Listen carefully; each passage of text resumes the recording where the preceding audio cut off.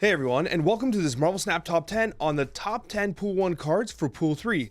Today we're getting started with Lady Sif. Lady Sif at number 10 is a great card for Pool 3 because you get a whole bunch more discard synergy. In Pool 2, you don't get all that much for discard. Yes, you get Morbius, but realistically you need a lot more than that. In Pool 3, you start to get Hela, you get Ghost Rider, and you get other combinations that make these discard decks really come alive. And Lady Sif represents a very reliable discard, which is rare in that space. You have other cards like Blade and Swordmaster who, while providing a lot of actual board value, are very random in their target for the discard. So Lady Sif allows you to have a targeted discard. You can even target specific cards like Death, who is a non-9-cost card, which means that you're going to always reliably hit Death provided that Death is in your hand.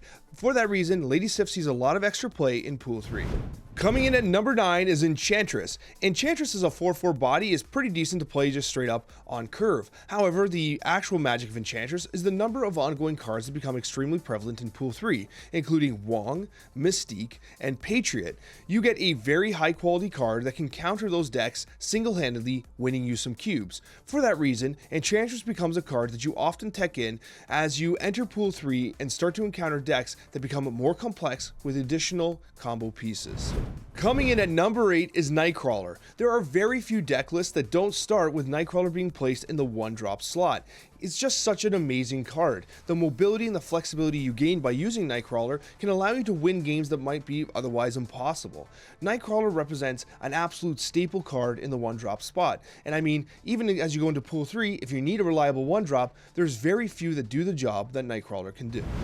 Coming in at number 7 is Iron Man. What's interesting about Iron Man, especially in comparison to the other cards on this list, is that Iron Man's probably the least played in the current meta. So you may be thinking, Alex, why do you feature it on number 7 then? Well, the reason why I wanted Iron Man to be in this list is because we might be one season pass reward away, or one season pass card away, from basically having a meta where Iron Man is the most broken card in the game. Think about it. Iron Man has an ongoing ability that is unmatched in the current space in Marvel Snap. In fact, from a deck building perspective, Iron Man represents a very interesting and unique deck building perspective. I mean, he's a card that is unmatched in terms of value generation. He's a card that can solo win a given location. He can discourage opponents from playing into certain locations. So as the design space for cards and new pools are introduced, Iron Man's ability to impact the game state increases substantially. This is one of those cards that I believe will become increasingly more impactful as time goes on. Iron Man will only ever get stronger as more synergies begin to present itself in Pool 3 and above.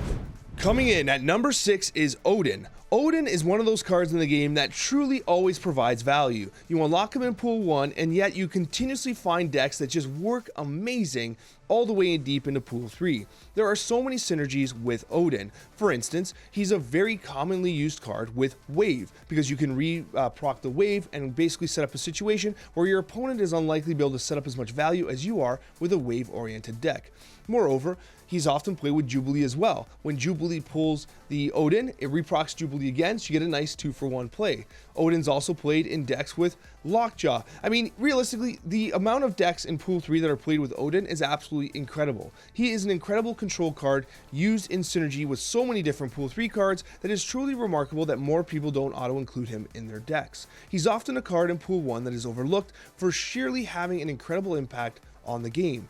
Truly, Odin is one of the Pool 1 cards that as you are designing decks for Pool 3, you can turn to have an immense impact on your game state. At number 5, we have Ironheart. Ironheart's really interesting here because in Pool 1, you do have a lot of control decks that utilize Ironheart, but as you get into Pool 2, Ironheart kind of slips into the wayside. What you may not realize is that as you enter Pool 3, you get an increasingly number of opportunities to use Ironheart to good effectiveness. Most commonly, Ironheart is used in Mr. Negative decks. Coming into the board as a 0/3 that also procs 6 value on the board is absolutely insane. Moreover, you also see synergy with something like Lockjaw, where you can play the Ironheart into the Lockjaw, get the +6 across the board, keep that 3/0 off the board, and actually cycle it back in your deck, bringing out a more powerful card. So Ironheart, as you move into Pool 3, sees additional synergies that weren't present in Pool 1 and 2. So that is why Ironheart definitely sees an increase in play, definitely sees an increase in viability as you enter Pool 3, simply because it provides a utility that no other card in Marvel Snap provides. Coming in at number 4 is Spectrum. Now listen, I know what you're thinking. You're thinking, Alex, you've been talking up Spectrum since Pool 1. All your decks in Pool 1 have Spectrum in it if there's a single ongoing card. Listen, I know, Spectrum's amazing. I gotta tell you, I love Spectrum. It's one of my favorite cards in the game. But what I will also tell you is that as you enter Pool 3, combinations with other cards really make Spectrum one of the absolute best cards in the game. And as a Pool 1 card, you'll continue to use Spectrum, because once you unlock Wong, Spectrum is magical, especially when you consider combinations with Wong, Mystique. I mean, you're able to basically set up board states where you're just pumping value across the board, across all your ongoing ability cards. Ongoing cards also see additional benefits as well, because you have cards like Omega Red, if winning a given location by a certain amount, when you proc the Spectrum on top, it actually pushes that location even further, allowing you to get that Omega Red value even more across the board. It's basically a unique take on a Zoo style deck, applying pressure across the entire board state. There are so many ways that you can utilize Spectrum in Pool 3. It's one of those cards that, even though you got it early in Pool 1, it is a card in a deck archetype that honestly just keeps on giving and only gets more powerful as you start to include Pool 3 cards like Wong.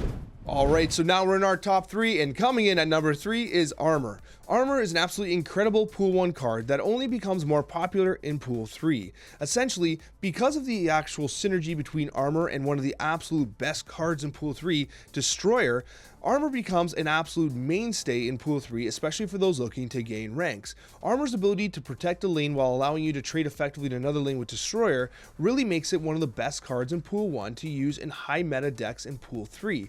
Destroyer represents a card that everyone wants to unlock. It's a great meta card that provides you with a ton of utility and a ton of power. It is a card that really amplifies your ability to win cubes, and it only works because of Armor. There are other options too, like Professor X and Cosmo, but Armor is one of those cards that can also be used as a tech against Destroy decks, which are also very valuable as you enter Pool 3, with Death and others becoming increasingly more popular.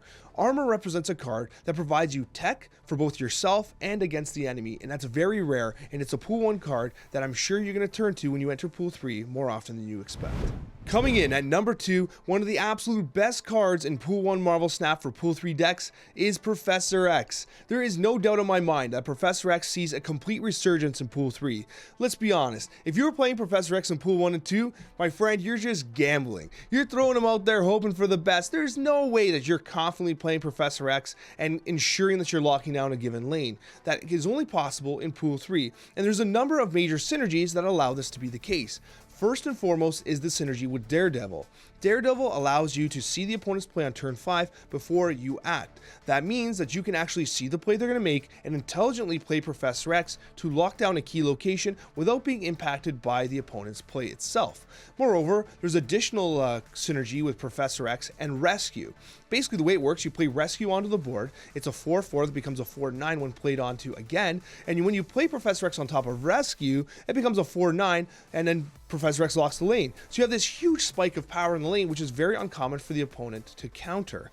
Moreover, the additional synergy that is absolutely incredible in Pool 3 is the aforementioned Destroyer. We talked about Destroyer when we were talking about Armor, but guess what? Professor X does the same thing. Essentially, you lock down a lane with Professor X, and then when you play Destroyer in another lane, the units in the Professor X lockdown lane are unaffected, allowing you to win the game. Professor X completely comes alive in Pool 3, and that's why he's one of the absolute best cards from Pool 1 for Pool 3 deck building. And the best Pool 1 card for Pool 3 deck building is without question America's Chavez. Now listen, I know you're probably thinking, Alex, you throw Chavez into so many decks, it's absolutely wild. And that's right, because this card is absolutely unbelievable. As you enter Pool 3, not only does America's Chavez gives you a consistent turn 6 play, but it also thins your deck by 1 for the draws on turn 1 and 5.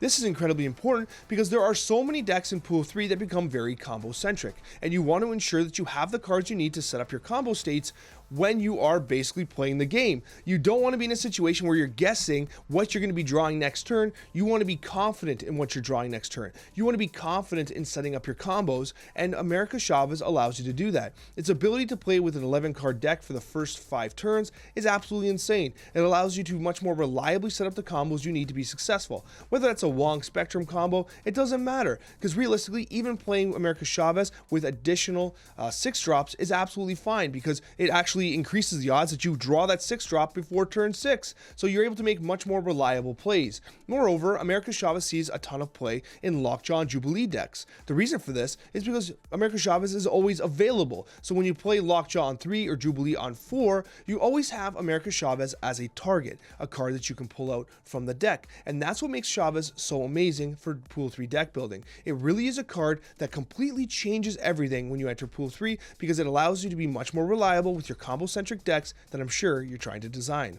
With that being said, guys, I've got another video for you down for below. You got to check it out. That's when I'm going to talk about the best Pool 2 decks for Pool 3. You've got to check it out. It is an absolutely amazing video, and you're going to see a lot of interesting cards that I'm sure you're going to love as you enter Pool 3. Thanks for watching, guys. We'll see you in that next video.